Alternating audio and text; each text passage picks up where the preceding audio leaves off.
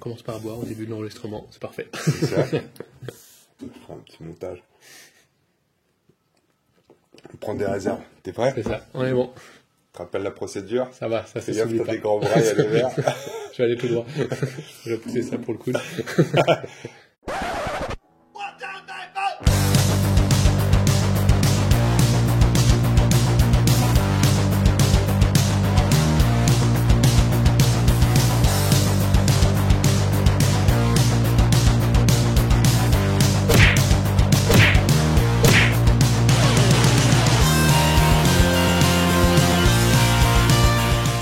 Salut les amis, bienvenue pour une nouvelle vidéo des dingues de jeu. Ce soir, on se retrouve pour une soirée spéciale puisqu'on a l'immense privilège d'avoir Quentin avec nous.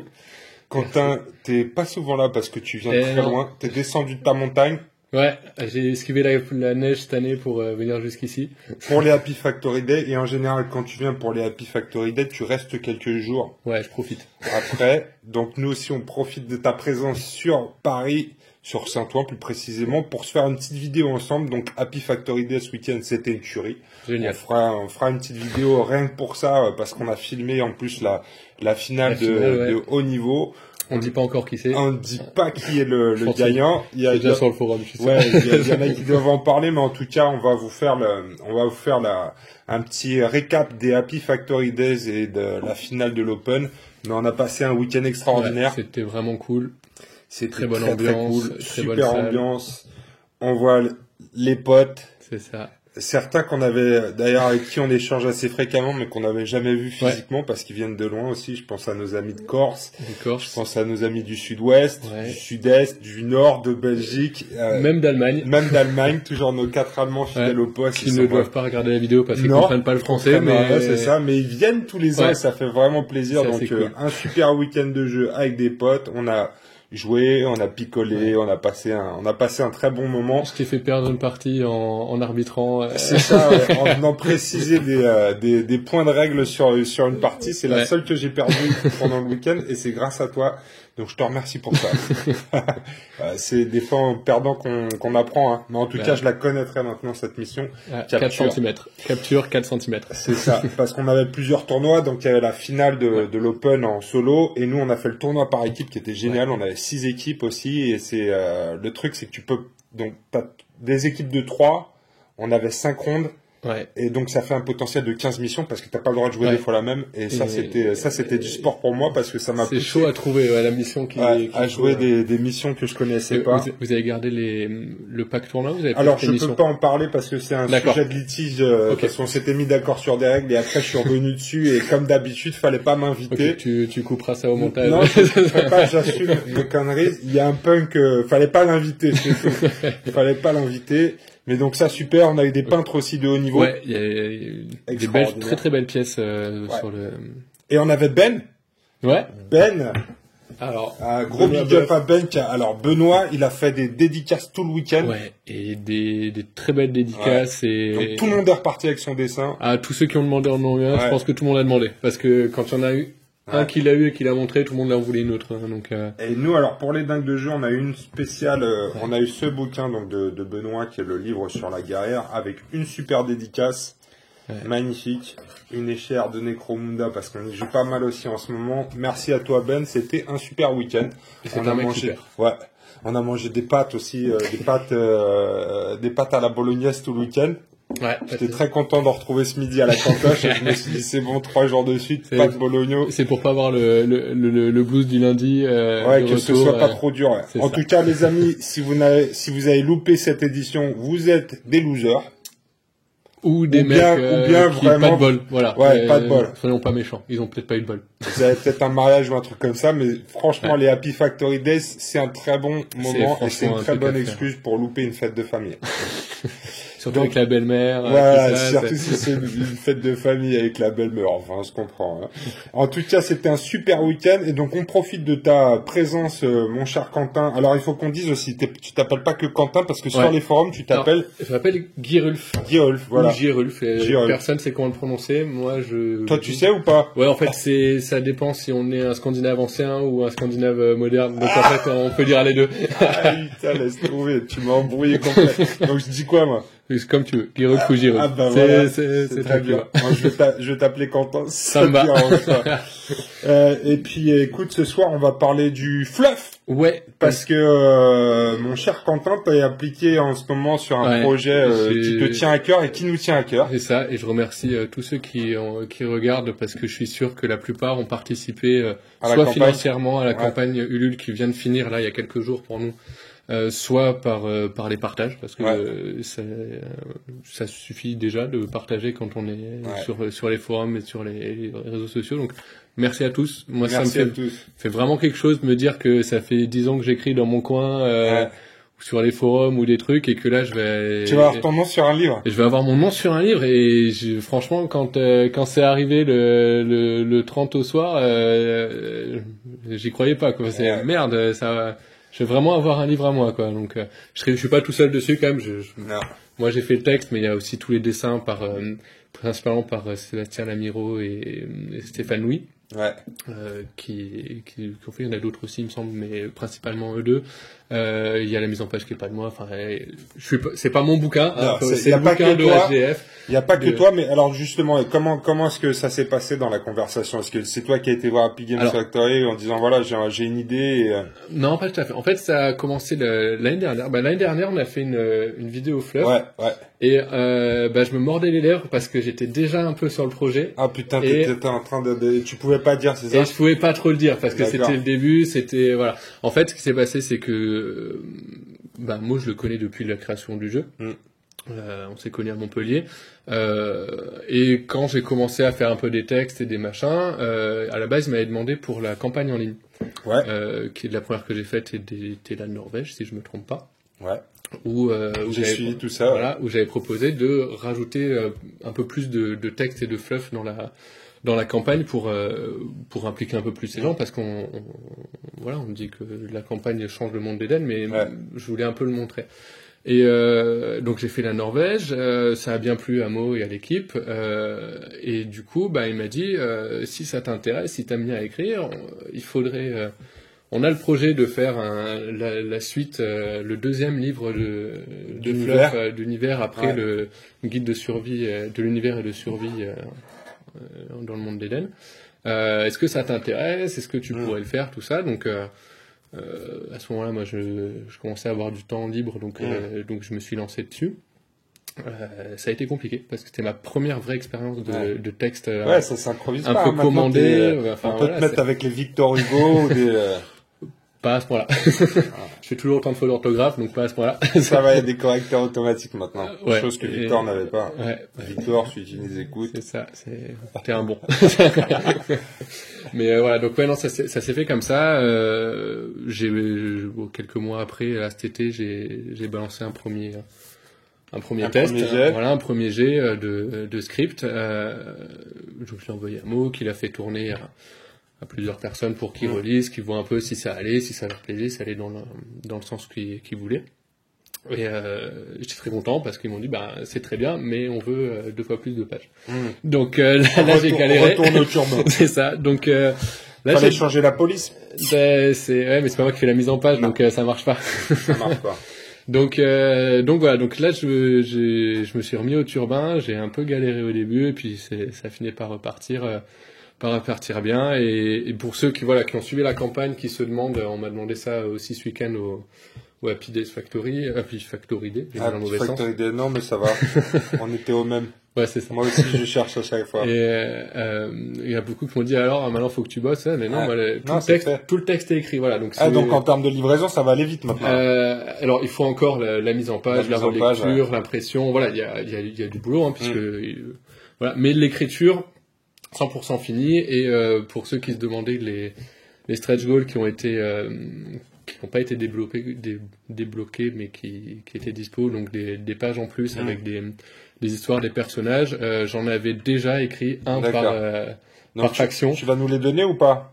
Je sais pas, on va voir là. Du coup, sinon, j'ai je pas encore peut-être pour les dingues de jeu. Et pour l'exhumé aussi, parce que on est 2-3 à vouloir relancer un peu l'exhumé qu'on a pas fait depuis longtemps. Qu'est-ce que c'est l'exhumé? C'était une campagne, non? Non, l'exhumé c'est un. Ah oui, c'est webzine. le webzine. Ouais, je me rappelle. C'était très bien ça. Tu nous avais fait de la pub.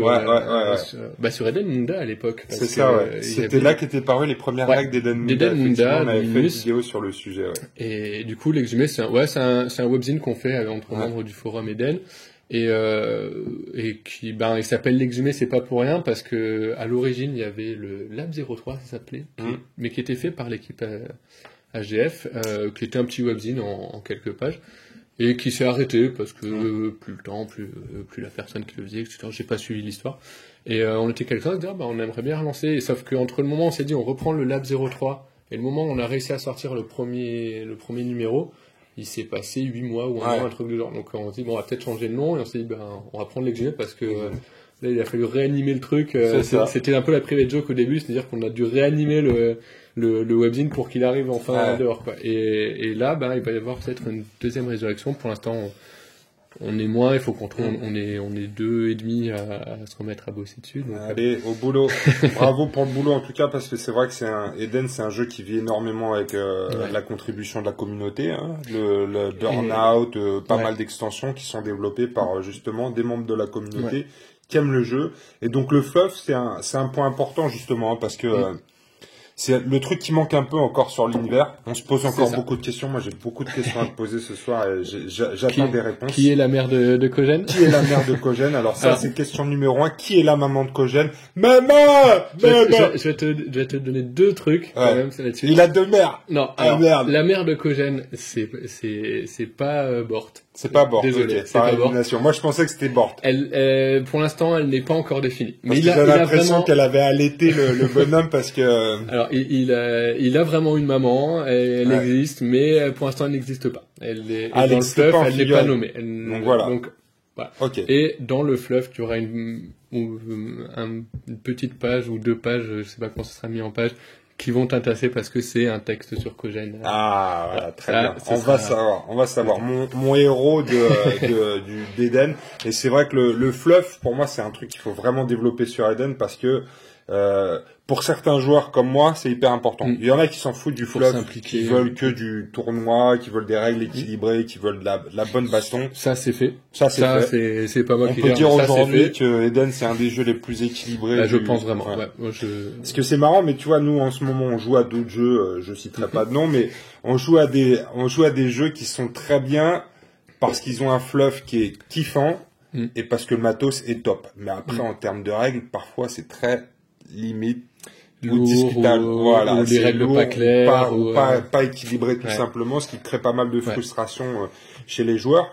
Mais en tout cas, moi je trouve que Eden a le potentiel pour vraiment évoluer dans la bonne direction. Ce qui manque un petit peu, c'est du fluff pour mettre du contexte derrière chacune de ces bagarres. Et pour pousser encore le truc, tu dis mettre du fluff dans les bagarres. On a dit au début, si on regarde les règles sur le site de edenthegame.com, dans la campagne sur les règles, il y a marqué vous influez l'univers d'Eden, et ça s'est un peu vu sur les deux dernières que j'ai faites où il y avait vraiment du texte, mais toutes ces campagnes sont intégrées dans le bouquin de fluff que j'ai écrit. D'accord. Donc c'est vraiment les joueurs, c'est vous qui écrivez l'histoire. Je te vois derrière ton écran, c'est toi qui a influencé, par exemple. Sur la campagne de Norvège, il y a eu les enjeux de ça, c'était au fur et à mesure. J'apprends rien là, c'est dans les textes qu'on peut trouver sur Eden. Les enjeux d'Ante qui ont fait une grosse percée, qui sont avancés. J'avais mis en place une histoire de rivalité entre Zagan et Eve qui sont écartés, etc. Ça c'est officiel, c'est dans le bouquin de fleuve des anges de Dante du bouquin qui va sortir, c'est dedans, et ça c'est pas moi qui ai inventé, j'ai juste adapté ce que j'ai vu sur les parties. Donc, c'est pareil sur la dernière avec l'apparition des immortels. C'est inventé. Anton, le pauvre Anton. Loki. Anton, nouveau Loki. Nouvellement Loki. C'est bien fait pour sa gueule, je l'aimais pas celui-là. Et puis en plus, il a gagné 2 panneaux maintenant. Il en a 2 il a 2 panneaux, il fait des baffes 2 fois plus de baffes, il est 2 fois plus grand, et voilà. Donc, moi, je trouve qu'il a gagné au change. Moi aussi, et je pense que lui aussi, il est content. De toute façon, il se rappelle plus bien d'avant, donc. Moi, je pense que le prochain, c'est Kojin. Il devrait attraper Kojin pour essayer d'en faire une créature hybride et le rendre encore plus fort et plus gros sur la table. Je suis pas sûr que ce soit Non, je suis possible. pas sûr que ce soit possible. Il est vraiment Il est impressionnant encore sur la table ce week-end. Il était impressionnant. Ouais, donc ouais, le livre d'univers, je peux en parler 2 minutes. Peut-être savoir un peu plus. Ouais, moi je veux savoir tout. Est-ce qu'il y aura des Sagariens, est-ce qu'il y aura... Alors les Sagariens sont dedans, parce que du coup, donc qui sont sortis en décembre dernier. Et juste avant qu'ils sortent, Mo m'a fait passer le concept et le concept textuel de la faction et les concepts dessinés des figurines. Donc les Sagariens, je sais pas trop ce qu'ils ont donné comme information sur eux, à part qu'ils sont aquatiques. Ouais, ils sont arrivés en sous-marin. J'ai demandé si Kojin pouvait monter dans le sous-marin pour aller dans la base. Et il va avoir du mal parce qu'ils ont pas forcément des sous-marins et voilà. Donc ça, tout leur fluff est dedans. Qui ils sont, pourquoi l'Inde, où est-ce qu'ils sont sous-marins, pourquoi Sagar, pourquoi la cité de Sagar, etc. Donc tout ça c'est dedans. Il y a les Sagariens, il y a les Anges de Dante évidemment, qui n'étaient pas dans le précédent. Donc il y avait 2 lignes dans le précédent. Il y a les Cannes. Les Néphilim, c'est un peu particulier parce que ils sont dedans. Ils sont dedans, mais on sait pas tout. En fait, je l'avais déjà dit l'année dernière ici même, sur le site, il y a un excellent fluff de démarrage des Néphilim, et il n'y a pas de redite dans ce bouquin, c'est pas une redite, donc j'ai pas voulu reparler de leurs origines. D'accord. Donc je les ai traités comme les autres factions qui étaient dans le bouquin précédent, donc sur l'évolution. D'accord. Donc les Néphilim sont dedans, ils ont autant de pages que les autres, mais je ne reparle pas de leurs origines qui sont sur le premier bouquin. Non, ils sont sur le site. Ah oui, sur le site, sur le site la page pour chacune des factions, il y a le fluff. Ouais. C'est assez aléatoire, des fois il y a peu de texte, des fois c'est des focus sur certains personnages du starter, et sur les Néphilim, c'est un texte très complet. Je ne sais pas qui l'a écrit, faut que je demande un mot qui l'a écrit, parce que c'est peut-être Nicolas Raoult qui a écrit le premier bouquin, mais il est pas signé sur le site, donc je sais pas. Donc ils sont dedans, mais je les ai pas repris. Qu'est-ce qu'il y a d'autre, comme les Immortels sont dedans évidemment, on en apprendra plus. Il y a déjà des informations qui ont tourné. Tu peux nous en dire un peu plus ou pas, ou tu peux pas balancer là pour l'instant? Si, je peux en parler un peu, mais c'est de toute façon on l'a vu, ils viennent de Norvège, c'est un lab de Norvège, donc si c'est un lab, c'était des ISC. C'était des ISC. Sauf que l'intelligence artificielle a pris quelques initiatives face à un manque de ressources. En fait, j'en avais parlé aussi dans la vidéo précédente. Je vais dire cette phrase un peu souvent, mais je vais faire un petit rappel pour ceux qui n'ont pas vu la vidéo, mais allez la voir si ça vous intéresse. Alors, retournez dans l'historique des dingues de jeu. Il y a 12 mois, exactement. C'est ça. À quelques jours près, c'est ça. Ouais, parce qu'on range pas très bien les affaires sur la page YouTube. C'est pas notre spécialité, le rangement. Et donc, en fait, il y a eu l'apocalypse, des années d'apocalypse qui ont ravagé la surface. L'ISC était sous terre dans différents labs avec une IA qui gérait tous les labs dans toute l'Europe. Et il y a eu ce qui est appelé pour l'ISC la deuxième apocalypse qui a eu lieu 10 ou 20 ans après. J'ai un doute, j'ai plus les dates exactes. Qui est en fait une arme sismique enfouie, oubliée, qui s'est déclenchée pour une raison ou pour une autre et qui a provoqué plusieurs tremblements de terre, et notamment un qui a coupé toutes les communications entre les labs. C'est pour ça que les labs se développent différemment, que dans certains il y a eu la résistance, certains ont disparu complètement, un tiers des labs ont été détruits dans les 30 ans qui ont suivi cette apocalypse. D'accord. Qui ont été détruits, certains sont devenus des utopies qui ont ouvert leurs portes à tout le monde et qui sont fait ravager par des jokers, certains ou des cannes. Ou n'importe quoi. Le résistant est une bonne source de protéines. Voilà. Ou donc, en général. Donc voilà, donc il y en a eu beaucoup et il y a plein de destins très différents sur les labs. Et ce qu'on appelle juste l'ISC avec les robots, c'est l'IA avait visiblement déjà prévu de faire des robots, donc tous ceux qui ont eu la possibilité de faire des robots en ont créé. Mais comme ils n'ont pas le même but, ça leur arrive à la surface de se combattre, les robots, parce qu'ils ont des buts opposés. Et notamment en Norvège, le lab qui était là était sur la faille tectonique et a été beaucoup plus impacté. Ce qui fait qu'il n'a pas eu les moyens de faire des robots. D'accord. Et comme l'IA ne pouvait pas compter... complètement. Pas complètement. Ils pouvaient pas compter en fait sur les humains ils sont pas mathématiquement fiables, les humains. Ouais. Il y a trop d'aléatoires. Du coup, il a commencé à les améliorer et à les encourager à s'améliorer eux-mêmes. Ouais. Pour qu'ils soient facilement que quand il dit Loki il va là pour taper, il sache exactement qui il va tuer avant de mourir. Enfin voilà, c'est beaucoup plus facile pour l'IA de faire ça. Donc il y a eu, vous lirez les détails dans le bouquin de Fluff si vous voulez ou si on vous le prête. Vous avez un ami qui l'a acheté et qui vous le prête. Mais voilà, donc il y a les détails, mais ça aboutit à une société qui n'a plus rien à voir avec la société samouraï des autres labs, où les habitants sont très égoïstes et veulent s'améliorer au-delà de toute raison, quelle que soit la manière. Ouais, ils cherchent l'immortalité. Voilà, et la perfection. Et notamment, je crois qu'il y a eu déjà le fluff d'Ares qui est paru sur le forum ou sur le Facebook, où c'était déjà un guerrier quasiment parfait à l'adolescence pour un humain, mais ça lui suffisait pas. Donc il a commencé à se remplacer petit à petit toutes les pièces et à être meilleur qu'un humain comme ça. Donc voilà, ça c'est des essais. Mais il y en a plein d'autres des labs qui peuvent avoir des expériences particulières. Ok, cool. Voilà, donc pour les immortels, il y a ça. Après... les cannes. Les cannes. Les cannes. Les cannes, ouais, donc leur histoire, elle est principalement... Il n'y a pas grand-chose, mais elle est principalement dans le jeu de rôle Stigmata.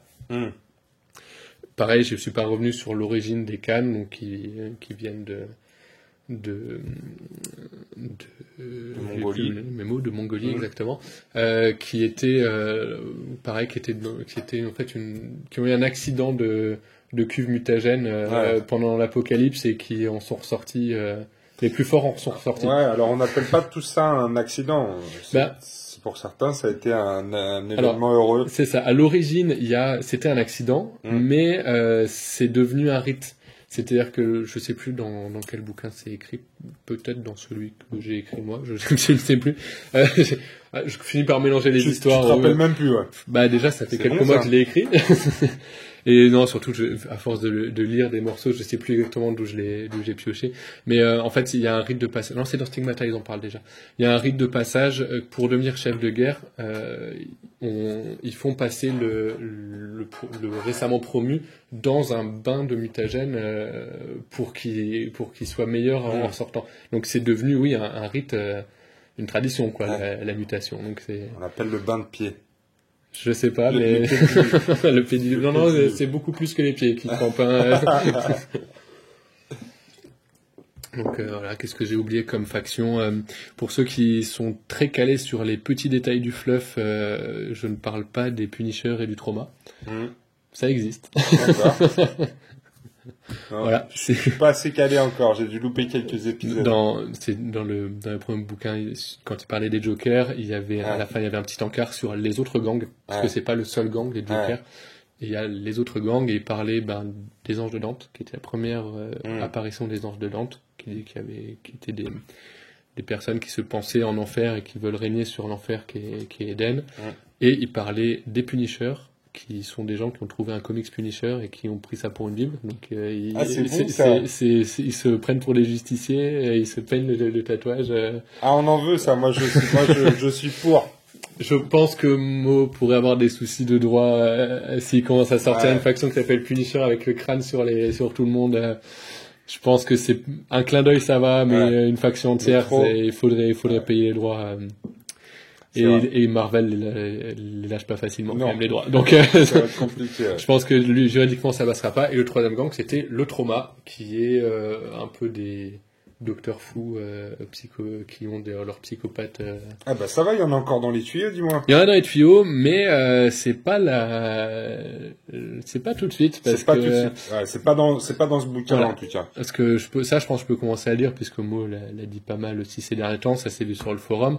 Depuis la campagne Arenabot, je crois, ils ont commencé à parler de la suite du prochain arc narratif. Ouais. Est-ce que tu sais ce que c'est? Tu sais de quoi je veux parler? C'est de la Russie, non? Non, c'est pas loin. C'est juste l'autre côté de la guerre froide. C'est oui. Eden America. Eden America, qui sera le prochain arc narratif, donc ça changera pas les règles, ça il y aura. On va tous aux States. Voilà, mais on va un peu délaisser l'histoire de l'Europe pour commencer à parler de l'Amérique parce qu'ils ont aussi survécu, certains ont survécu. Alors ça, je peux rien dire. Est-ce que Donald Trump a survécu? Est-ce qu'il a fait le mur avant la fin? Voilà, le mur la muraille de Chine du Mexique. Ouais. Est-ce que les Mexicains ont payé pour ça? Je ne sais pas. Ouais, moi, je le vois bien en espèce d'immortel. Tu vois, la Loki où il reste plus que la moumoute et les idées à la con. Ouais, ça pourrait. Et une arme qui tweet toutes les 30 secondes. Avec les petits bras qui tweetent et des gros bras qui se battent. Qui tapent des Mexicains. On a des idées, Mo. Hein, c'est bon, ouais. On est prêt pour les prochains concepts. Non, là pour l'instant, c'est pas pour tuer, donc il y a pas. Moi, j'ai aucune info dessus. Hein, mais... Donc pour l'instant, tu t'es focalisé sur les factions existantes et qui. Là, c'est les factions existantes et sur les campagnes, parce que les campagnes sont dans le bouquin de D'accord. Qu'est-ce qui s'est passé exactement? Donc la Norvège, évidemment, la Belgique qui était la dernière aussi, mais aussi la Dobroget qui était l'apparition des Néphilim. D'accord. Donc celle-là, il y a aussi l'histoire. J'ai un peu fouillé le forum pour retrouver comment ça s'est. J'ai fait de l'archéologie. Pareil pour essayer de retrouver des bribes de BG qui avaient été sortis il y a très longtemps et qui ont disparu entre-temps sur Elenia, sur Yuri, sur des trucs comme ça. T'es un chercheur, mec. Ouais, des fois ça a été long. Hein. Mais voilà, donc il y a les campagnes, qu'est-ce qui s'est passé exactement, qu'est-ce que ça a impliqué pour les diverses factions en présence, et comment ça a altéré leur propre fluff après. Cool. Et est-ce qu'il y a que les campagnes passées ou tu parles aussi peut-être des pistes à venir? Non, j'ai pas fait sur la suite parce que tout simplement je pouvais pas, parce que je pouvais dire je sais pas qu'on fait une campagne autour de la Méditerranée, ce qui aurait pu être le cas pour les Sagariens par exemple. Parce qu'ils auraient pu arriver par là. Ça fait un sacré détour, non? On passe par où? Là où il y a de l'eau, ils peuvent être là. Ah, d'accord.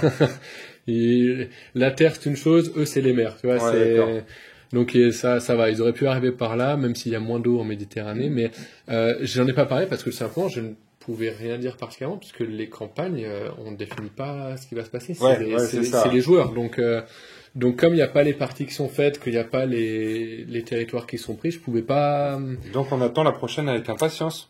On attend la prochaine. Pour continuer d'écrire l'histoire. Voilà, on va se remettre dessus. Je sais que ça fait un petit peu de temps qu'il n'y a pas eu de campagne. Du coup, cet été, il y a eu un petit cafouillage au niveau du site, pendant 1 mois et demi, ça a été un peu en pause. C'est en partie ma faute, je m'excuse auprès des gens, mais mon été est un peu compliqué, donc j'ai pas pu autant essayer de gérer le problème. Donc Mais la prochaine campagne, moi, je vais réécrire le fluff. Mes cannes vont prendre le contrôle de la planète. Ouais. Du prosélytisme pour les cannes. Avec plaisir, je te ferai des beaux textes si tu peux pour les cannes. Le sang va couler. J'en doute pas. Avec Conan, j'en doute pas. Il va y avoir du pédiluve. Mais après, je dis ça, mais je devrais plutôt me battre pour la résistance, moi, pour Peter Punk. D'ailleurs, tu vas me prendre à jouer. On vous annonce avec Quentin, si tout va bien, on va tourner un Tactica. Je sais pas comment tu vas sortir la vidéo, dans quel ordre, mais là, voilà, comme je suis quelques jours, on va. Peut-être qu'on vous en parle alors que le Tactica sur la résistance est déjà passé. Et peut-être pour vous, c'est peut-être il y a 2 jours, mais pour nous, c'est pas encore fait. C'est le turfu, c'est le futur. C'est ça. On l'a pas encore fait, mais on va le faire. Voilà. Donc Peter Punk, je crois que j'en ai pas encore parlé sur les. Tu vois, ça manque. Toute l'histoire reste à écrire. C'est peut-être parce que je l'ai pas encore trop beaucoup joué. C'est ça. Il est pas né dans la bonne faction, il aurait dû être mutant. Tout simplement. Peut-être. Bon, alors, qu'est-ce qu'on va apprendre d'autre dans ce fameux Qu'est-ce qu'on va apprendre? Donne-nous des scoops. Sinon, on te laisse pas sortir. Qu'est-ce que je peux donner comme scoop? Je peux donner un petit mot sur Thunderdome. Ah, ouh! Un tout petit mot sur Thunderdome. Alors, ça, c'est un truc que j'ai pas complètement compris, mais à un moment, dans cette campagne sur Ulule, sont arrivées les figurines de Thunderdome. Alors, bien sûr, j'ai pledgé. Moi aussi. C'est tout pris, c'est magnifique. Voilà, on a vu en plus les figurines peintes ce week-end. Par Popitz. Par Popitz, qui est magnifique. Superbe. Et les figurines elles-mêmes sont vraiment belles. Moi, la Angela et elles sont très cool. Et la Elenia sont vraiment géniales. Et donc là, il y a pas de fluff sur Thunderdome dans le bouquin, mais j'ai déjà écrit une introduction du fluff sur Thunderdome. D'accord. Et on parle de Eden America, ça va commencer à faire le lien. D'accord. Parce que le Thunderdome est pas en Europe. Oh. Voilà. Ok. Donc ça c'est le petit scoop. Voilà. Donc Thunderdome, de ce qu'on nous a expliqué pour l'instant, c'est un jeu. Alors ça va être un jeu. C'est pas une extension d'Eden.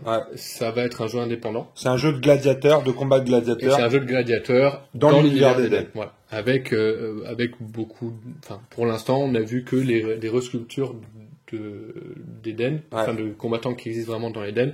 De mémoire.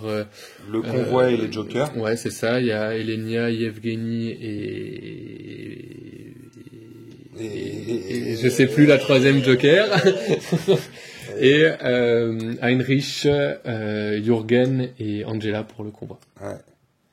Avec des équipements de gladiateurs, donc un rétiaire, un sécutor et je sais plus comment s'appelle les troisième parce que je suis pas un filet. Le filet c'est le rétiaire. Le filet rétiaire. Rétiaire. C'est son pseudo. Non, c'est le filet spécial des gladiateurs. C'est ça. C'est le nom des gladiateurs dans la Rome antique. Ils ont repris les mêmes noms, visiblement. Voilà. J'ai vu ça sur le Indiegogo. Mon Dieu, mais t'es un puits de science, tu vois. Je te dis que tu vas aller au Panthéon, toi aussi. Ouf. Ouais, peut-être pas. Peut-être pas tout de suite. Si, on forcera les portes. On va appeler Cogène pour m'ouvrir les portes de l'Académie nationale, c'est ça? A priori, je serai plus là. Non, mais ça, c'est cool, ça, Thunderdome. Donc, Thunderdome, j'ai aucune idée des règles. Je crois que moi, on a donné 2 mots sur le week-end dernier, mais j'étais trop sur mes parties pour t'étais pour écouter. Moi, j'étais à la finale, Donc voilà, donc c'est un jeu qui va sortir. Je connais pas les dates, je connais pas les règles, mais cette année a priori. Cette année, oui. 2019. 2019. Voilà. Parce qu'au moment où on tourne ça, on est en 2019. On est en 2019. Peut-être que je vais mettre une année à faire le montage et qu'au moment où vous verrez cette vidéo, en 2022, le jeu sera sorti. Voilà, peut-être aussi. Ouais. Mais ouais, normalement 2019, bon, il reste 11 mois, donc c'est pas le plus précis, mais voilà, normalement c'est ce qu'il a dit. Mais voilà, ça va commencer. Donc on commence, c'est pareil, les Sagariens, ils sont sur les mers. Ouais, donc peut-être ils vont aller dans le Thunderdome aussi. Ils seront peut-être en Amérique aussi. Ils seront autour de l'Amérique, quoi. On a vu les news là en Sagarien, petit aparté, c'est une tuerie.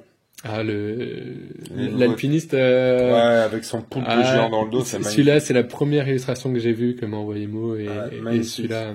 J'ai pas acheté les starters, mais celui-là, je crois qu'on a fait des photos, donc je me ferai un plaisir de les fuiter.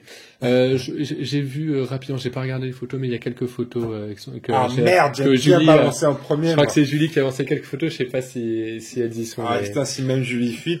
Alors, Marc, c'est pas de la fuite, c'était présent, c'était visible au Happy Factory Day ce week-end, donc c'est pas vraiment de la fuite. C'est ça. Il y a d'autres choses qui ont fuité, mais je sais pas s'il y a des photos. Ouais. Il y a des grosses figurines, 2 grosses figurines. Tu les as vues, celles-là? Oh putain, oui, alors ça, c'est les champions des stigmates, c'est ça? C'est les avatars. D'accord, les avatars des stigmates.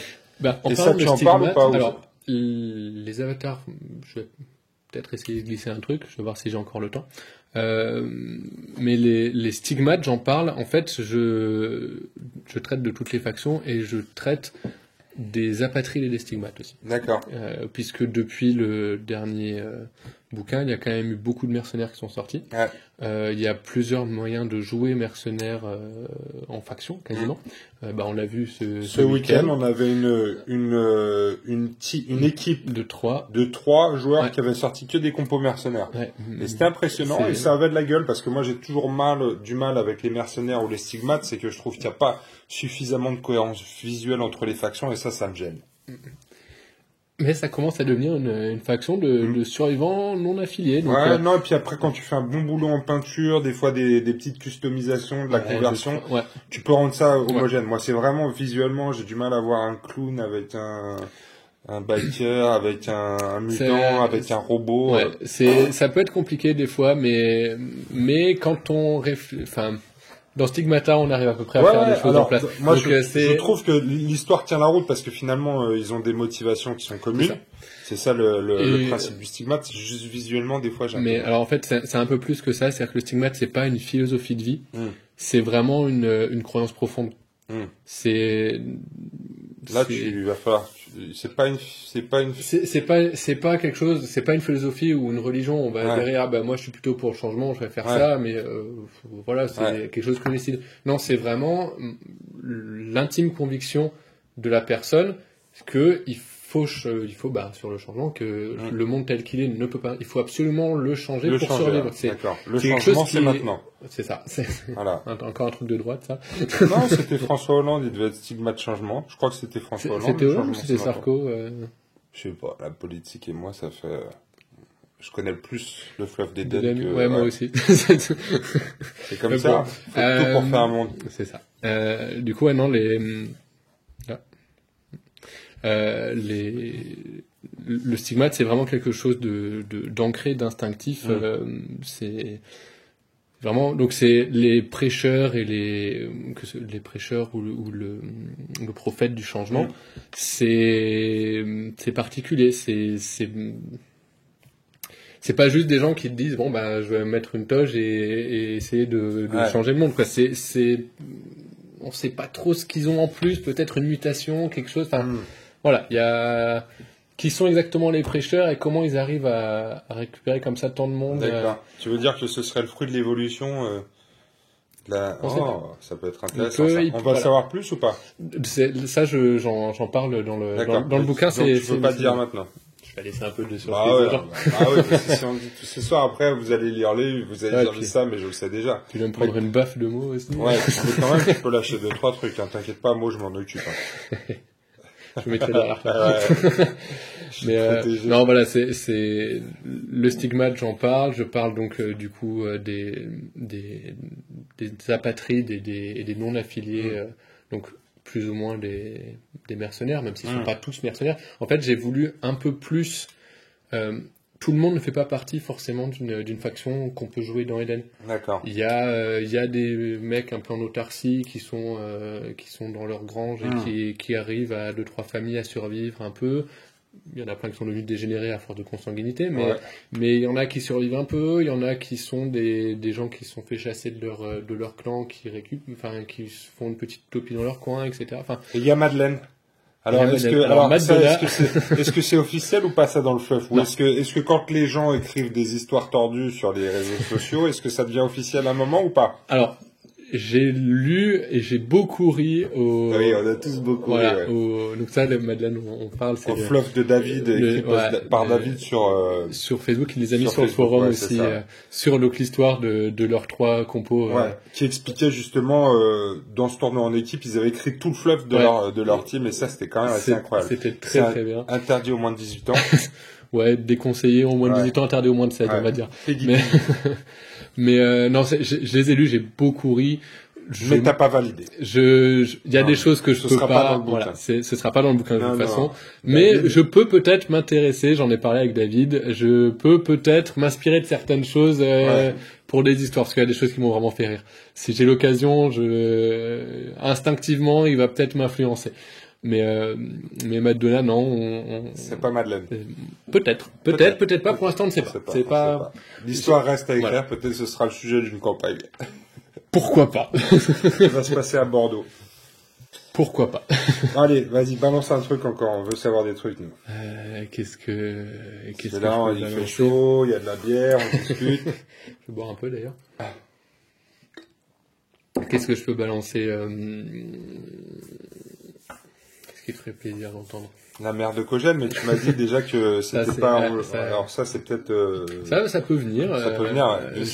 Une prochaine sculpture, la maman de Cogène. En tout cas, je te confirme officiellement qu'il a une maman, un papa, et que. C'est pas une génération spontanée comme disent certains. Non, c'est pas une génération spontanée. C'est pas. Non. Il a bien des parents. Il a été élevé parmi les Cannes. Je suis pressé de les rencontrer. Si j'ai l'occasion, je mettrai. En parlant de famille ici, j'ai essayé de remettre notamment chez les Jokers, parce qu'on parle de la famille Joker, on en a parlé l'année dernière.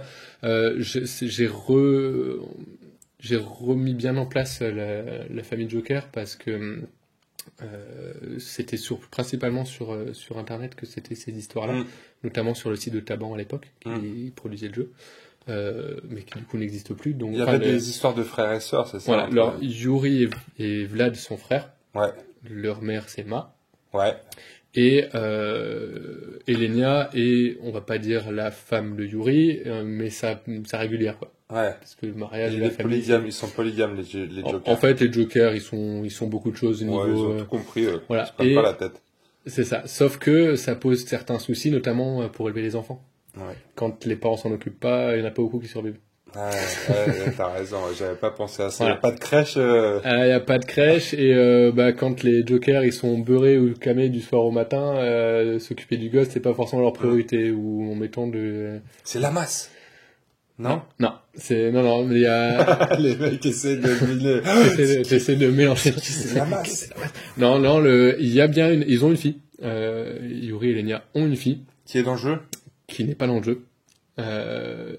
Mais qui est, pour le coup, en fait, c'est la seule vraie famille des Jokers, c'est eux. Parce qu'en fait, Yuri et Vlad, c'est des maîtres à contester les Jokers, et personne n'ose essayer de choper la régulière du boss, quoi. D'accord.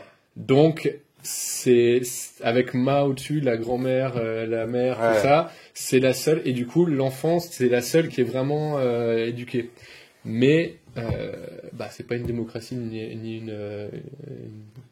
des rois, donc si Yuri et Vlad disparaissent à un moment, ce sera pas forcément la fille qui prendra les rênes, ce sera au plus fort, quoi. Normal. Donc voilà, c'est ça, j'ai remis en place, et j'ai essayé dans ce bouquin, j'ai essayé de plus parler de la vie quotidienne, en fait, parce que sur les parties on voit beaucoup les batailles, les explorations, les trucs un peu espérés, mais je sais pas. C'est vrai, qu'est-ce que ça fait un Khan quand c'est pas en train de poutrer des gueules? Comment sont élevés les enfants des Khan? Est-ce que ils sont mongols en plus, ils ont imaginé que qu'ils sont pas sédentaires, qu'ils sont.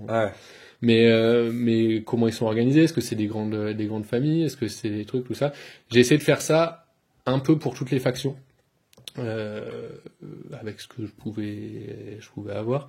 Mais voilà, donc j'ai essayé de, pour ceux qui sont intéressés par le jeu de rôle, par Stigmata notamment, etc., et qui veulent, je sais pas, faire une campagne,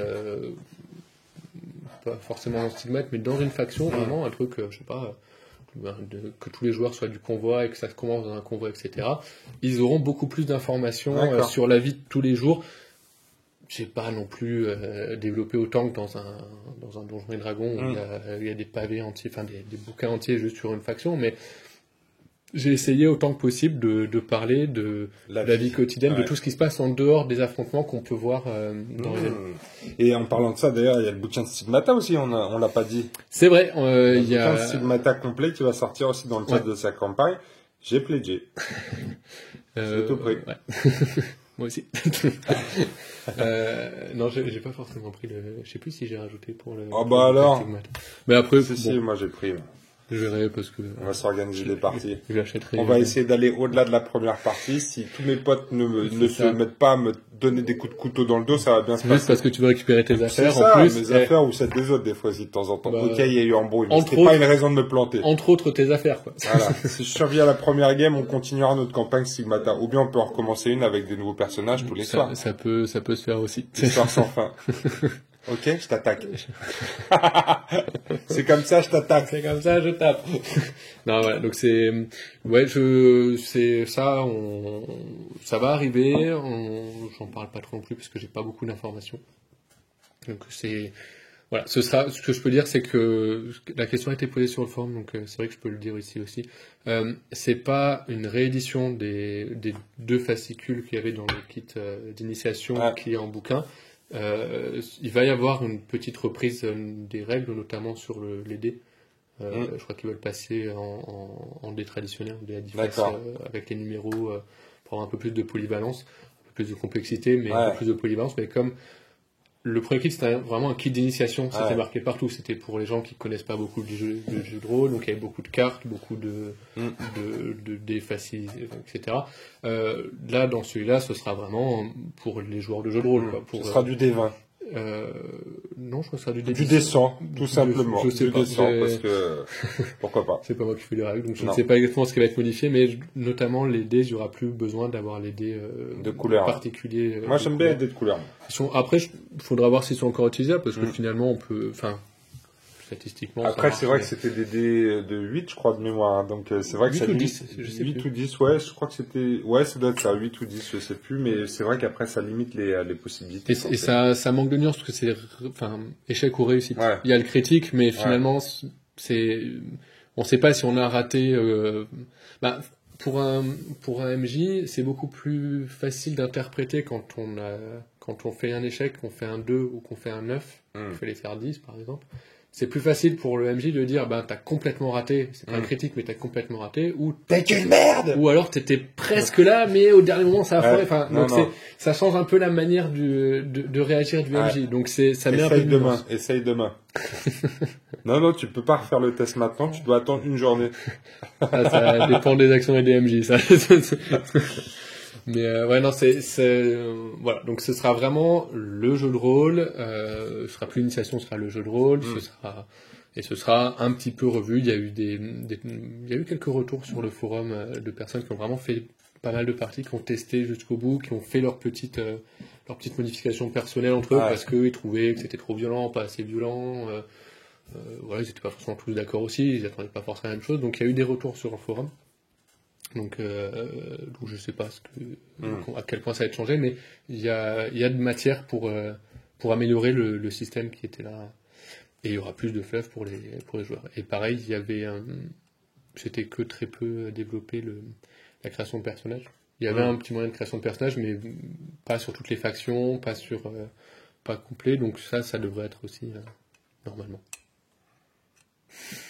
On fait les règles et je suis pas dans les secrets, donc je ne sais pas. Pressé de voir tout ça en tout cas, ça va venir vite, j'espère. Mais oui, c'est vrai que du coup sur la campagne, il y a eu plusieurs grosses annonces. Très positif par rapport à l'évolution du fluff. Moi, je suis surexcité comme une puce. Du coup, moi, je suis bien content que ça sorte aussi. Ouais, ça a été tendu comme campagne encore. Hein. Putain, les gars, faut se mobiliser, bordel. On n'en veut plus sur Eden. Ouais. Du coup, je sais, voilà, on reviendra dans 2 ans. Ouais, exact. Avec la suite de la suite. On se fera peut-être une vidéo quand même dans 1 an pour le prochain Happy Factory Day. Mon cher Quentin, si t'es dans les parages, t'auras sûrement des trucs à nous raconter. Hein. S'il y a un Happy Factory Day, je serai là. Et vu comment il s'est passé, je pense qu'il y en aura. C'était extraordinaire et on en veut. Moi, ce que j'aimerais bien, c'est que ça devienne à Montsuel plutôt, par contre. Je viendrai peut-être pas tous les mois à Paris. Ma banque va pas être contente. Moi, c'est au coin de la rue, donc forcément c'est pas très compliqué pour moi. C'est vrai. On pense à tous ceux qui sont venus de loin, on leur dit merci. Et mon cher Quentin, est-ce qu'on a tout dit? On n'a pas tout dit, mais on veut pas tout dit, mais je ne vais pas en dire plus. Écoute, on te remercie en tout cas pour ces quelques informations sur ce qui va arriver dans quelques mois maintenant dans notre boîte aux lettres. Et puis je remercie tout le monde. Donc la livraison, je crois que c'était marqué juin. Juin. Donc juin. Je verrai si j'arrive à repasser à Paris à ce moment-là. Ok, super. Ce sera avec plaisir. En tout cas, on fera un open the box sur les dates de jeu. Je te fais confiance, t'es pas loin, tu trouveras bien. Dès que le facteur arrive, on va le recevoir et on va ouvrir tout ça ensemble. Tu finis directement le facteur. Le problème, c'est que je les aime bien les facteurs, mais on a à peu près les mêmes horaires de travail. Ouais, c'est compliqué. C'est un peu compliqué à un moment et je suis obligé d'aller à la poste pour aller chercher mon colis. À la poste de Saint-Ouen. Ou bien j'irai le chercher directement chez Happy Games Factory, tout simplement, comme je sais bien le faire, je toque à la porte. C'est ouvert plus tard que la poste. Économiser un timbre. Ne vous inquiétez pas, je viendrai le chercher. Bon voilà, Quentin, merci à toi. Les amis, on espère que vous avez kiffé cette vidéo. C'était l'occasion de te recevoir, mon cher Quentin. On profite toujours de cette occasion. On se revoit très bientôt pour le Tactica Résistance. Ouais. C'est une des seules factions qu'on n'a pas encore couvertes. Et je le vois souvent dans les commentaires de tes vidéos. Tactica Résistance. On a gardé le meilleur pour la fin parce que je compte sur toi pour m'apprendre à jouer Peter Punk. Ouais, je vais faire mon possible. Parce que c'est mon bonhomme. Mais je l'ai jamais joué. Parce que déjà, il faut que je crée une compo autour. Je sais pas exactement quoi mettre. Alors, bien évidemment. Je t'expliquerai. Une fois que j'aurai commencé la résistance, je pense que je ferai tout. Parce que maintenant, j'ai tous les cannes, tous les anges de Dante. On a pas mal avancé sur les Néphilim avec Angèle. Ouais. Les ISC, on a presque tout peint aussi. Donc maintenant, c'est la résistance. C'est le suivant. C'est la résistance. Et ce sera la faction de Peter Punk. Ça va être sa grande arrivée sur la chaîne des dingues de jeu. 2 ans après, 2 ans après, son arrivée. Et on n'est pas les plus rapides, les gars. C'est comme ça. Moi, il fallait que j'en sache un peu plus sur son fluff. Et que j'apprenne à jouer. Donc on compte sur toi, Quentin. Tu nous fais un petit tactique à résistance et après, promis. Je joue. Promis, moi aussi. Allez, salut les amis. À bientôt pour une vidéo des dingues de jeu. Ciao. Salut.